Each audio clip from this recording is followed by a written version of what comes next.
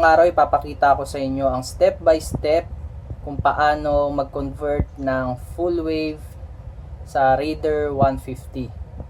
Pero bago yon, please subscribe on my YouTube channel and please click the notification bell. Bali sa video na to mga sir, ipapaliwanag ko sa inyo kung paano mag-convert ng stator to full wave ng Raider 150. Ito papaliwanag ko base sa pagkakaintindi ko at sa kaalaman ko. At gagawin ko, papaliwanag ko sa pinakamadaling paraan para mas maintindihan ng lahat. Sana makatulong sa inyo to mga sir. Ngayon, natanggalin natin itong crank. Kasi nandito nakalagay yung stator natin. Ayan. Tanggalin nyo muna to pagkakasaksak dito sa taas para hindi mapilito yung wire. Tanggalin muna natin to. Bago nyo tanggalin to, make sure na malamig yung makina nyo and i-drain nyo yung langis sa ilalim. Yung sa akin na i-drain ko na yan. Kaya nakaangat yung tornilyo nyo sa ilalim. Ayan. Ngayon natanggal na natin yung crankcase cover sa left side ng engine. Ito na siya ngayon. Ayan yung stator. Ingatan nyo lang to kasi baka mahugot tong pin na to. Tapos may bushing din siya. Baka malaglag kasi itong gear na to. Ayan yung galing sa starter motor natin. Yan siya. Ito yung stator coil. Ito naman yung pulser.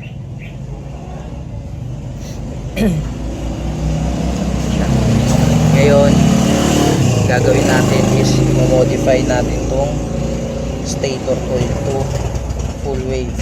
Kasi naka half wave to full wave natin to ngayong stator natin. Nasa inyo naman yan kung tatanggalin nyo pa to or hindi, kasi kita naman dito yung mga connection nya. Sa akin tatanggalin ko para makita nyo pati to yung pulser. Tatanggalin natin yung lahat, ugutin natin. Ayan, natanggal na natin siya. Ito na siya ngayon. Ngayon, i-convert na natin tong stator natin sa full wave. Pagkatapos nun, kailangan nyo ng tester. Kukunin nyo, i-aano nyo siya sa continuity settings. Yan. Sa digital, tutunog siya. Sa analog tester, papalo siya. Pag naka-continuity settings kayo. Yan. Ngayon, una nyo hahanapin nasaan yung nakatap sa ground dito sa stator coil natin. Bali, ito yung ground natin. Yan. Focus natin. Yan. Isa, dalawa, tatlo. Bali, dito sa tatlo, ito yung naka body ground. Ngayon tatanggalin natin yan. Tapos i-check natin ulit kung may contact pa ba itong mga to sa body. Yan. Tanggalin natin yan.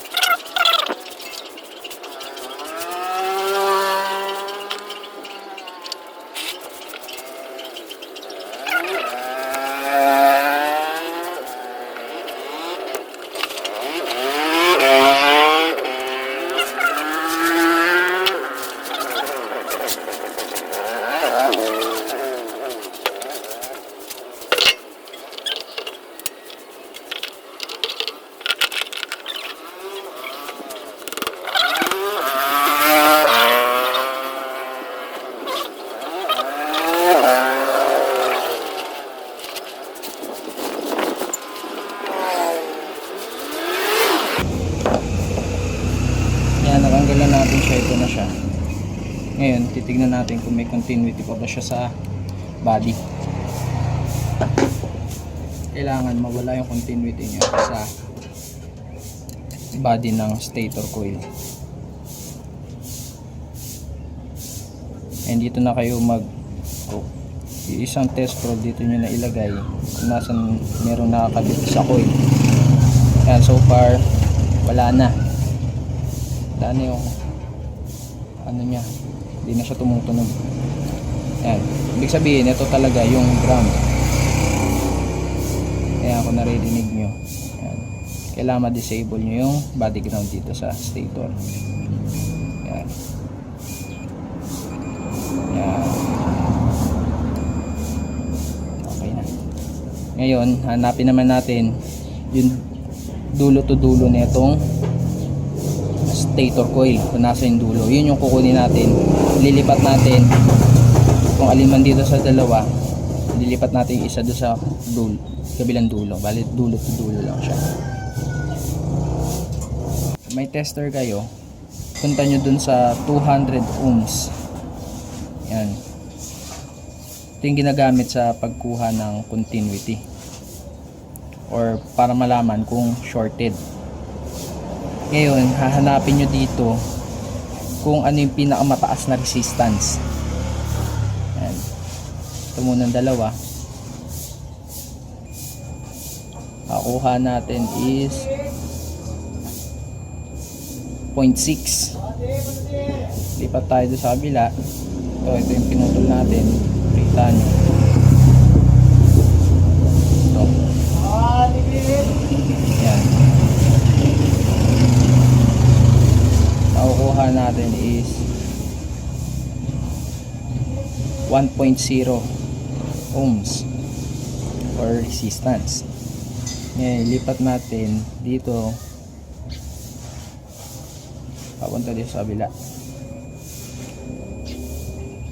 Nakuha natin 1.3 ohms o 1.2 ohms. Ito yung pinakamataas na resistance.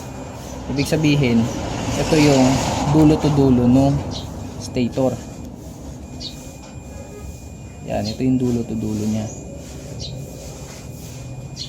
Yan. Ngayon, lilipat natin tong dilaw na linya na to, yung wire. Ayan.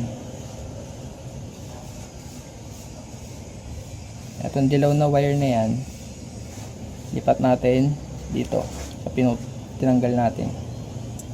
Yan, lilipat natin doon.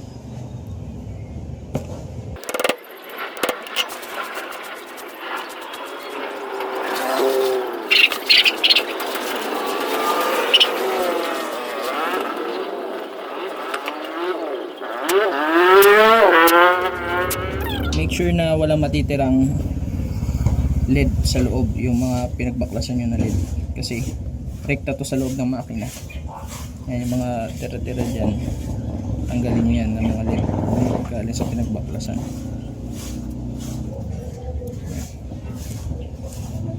Itong soldering paste na to, mas mabilis siyang tunawin pag meron kayo nyan.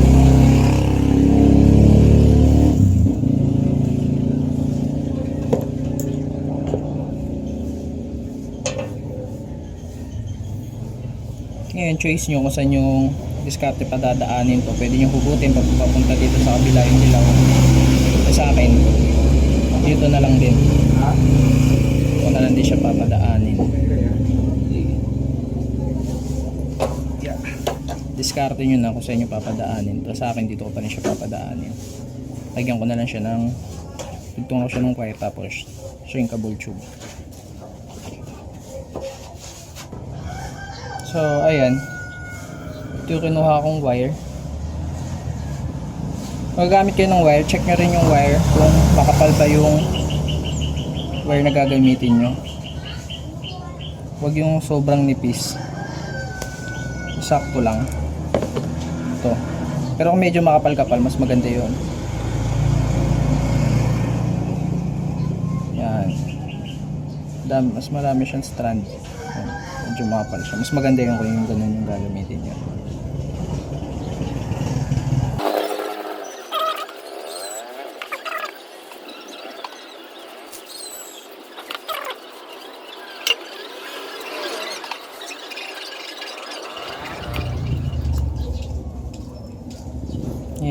babalutan ko na ng shrinkable tube.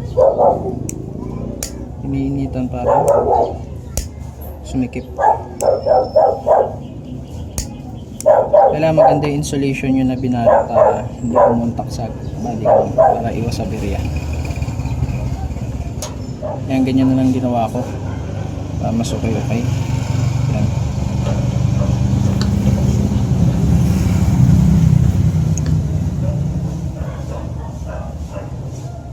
Yan, tapos dito siya ihinang sa likod.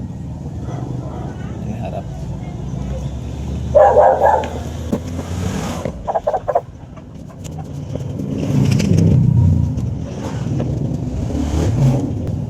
Yung shrinkable tube. Lagyan nyo muna bago nyo hinangin.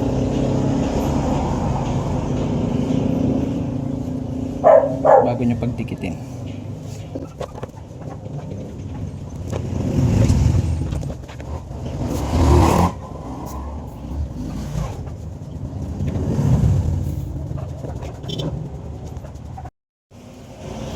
Ngayon, pasok na natin tong shrinkable tube.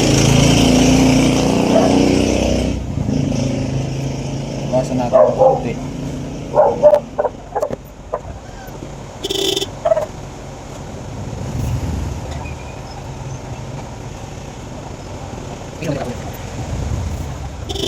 Dapat siya makinis yung itsura. Yun yung maganda yung pagkakasolder. Yan. At makinis ating tab. Ngayon, pasok na natin yung shrinkable tube. Ayan. Sasarado na natin yung shrinkable tube.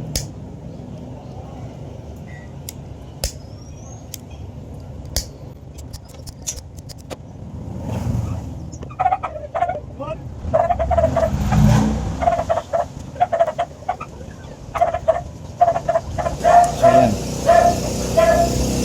Full wave na siya. Converted na siya ng full wave. Double check natin yung continuity,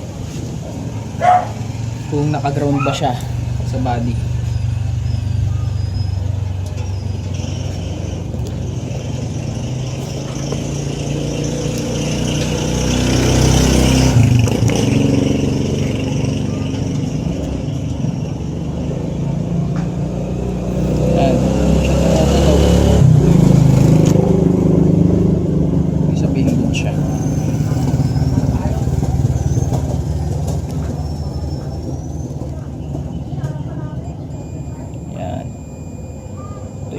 Resistance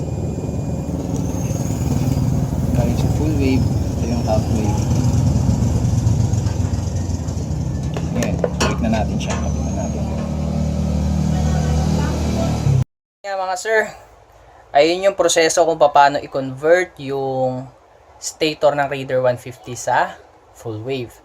Bale, sa next part ng video na gagawin ko, yung part 2, papakita ko naman sa inyo kung paano ikabit yung 5-pin regulator sa Raider 150. Bali kasi, hindi na natin gagamitin yung stock regulator ng Raider 150 natin. Kaya kakabit natin doon is 5-pin regulator. Tapos, papakita ko din doon kung paano siya i-wiring at kung paano yung tamang proseso ng pag-wiring at yung pinakamagandang way na i-wiring yung Raider 150 natin. Kaya please stay tuned on my YouTube channel. Abangan nyo po yung susunod na video ko na part 2. Bago yun, please subscribe on my YouTube channel and please click the notification bell.